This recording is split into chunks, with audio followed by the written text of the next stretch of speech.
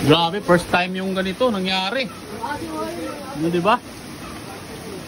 Grabe loob. Lalim talaga, para ng ano eh, parang sapa na oh. Parang sapa.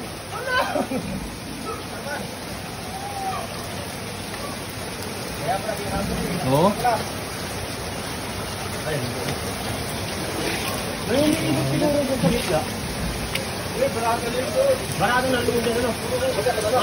Oh, tricycle ito oh. Ayan o, tricycle po yan oh. Wala ka hindi makabahal eh. Oh, lumusong na. Doon o, sa gilid o. Wala ang along dun eh. Grabe. Shop ko, basa na! Oh, lakas sa swimming pool natin ngayon. Uy, si Clarice Plaza, nag-iisa lang sa loob. Hindi, binubuksan sana niya yung ano kasi yung tindahan niya tiging. Basa na yan eh. Kanina na ano, nakikita ko mga ganun-ganun kayo dyan. Bumabalik yung tubig. Sobrang ano, wala nga ako eh. Lumangin yun eh. Pwede bang batuhan ng tali doon, no? Kasi yung mga sinigyan na to. Ayan oh. Bakit nakalipundan? Ayan oh. Nag-swimming. Napastaon talaga. Kanina, kinakatok namin doon eh. Wala. Hindi na, mabuhat-buhat kanina. Basa na rin yan eh.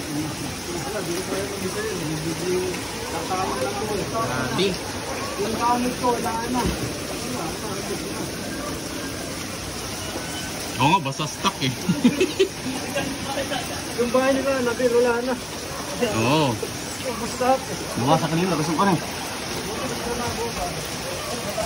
Uy! Uy! Kuryente ka dyan! Kaso, uy, saan ka pupunta? Yun!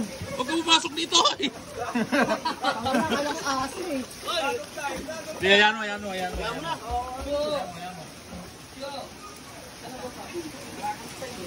Ano? Ano kayo, Dave? Okay lang? Bubuyan mo dyan, bubuyan mo. Tali mo! Huwag mo pagkati sa gas. Yung tubig na yun, ganun lakas. Oo, grabe. Lakas. Yun ang dahilan kanina kung bakit yung bamis lumubo yung tubig na. Pagkakamuna ka talaga, bagay na bagay sa'yo ah! Grabe, first time na ganito talaga. Hindi ako makapati.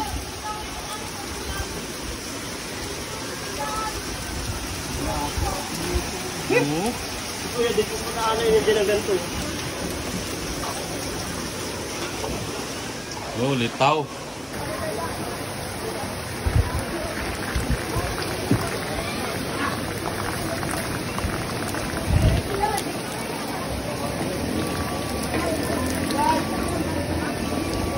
Yung mga ano ba yan? Ano yung tali? Hindi niya magagalaw pa yan. Ano ba yung di ba?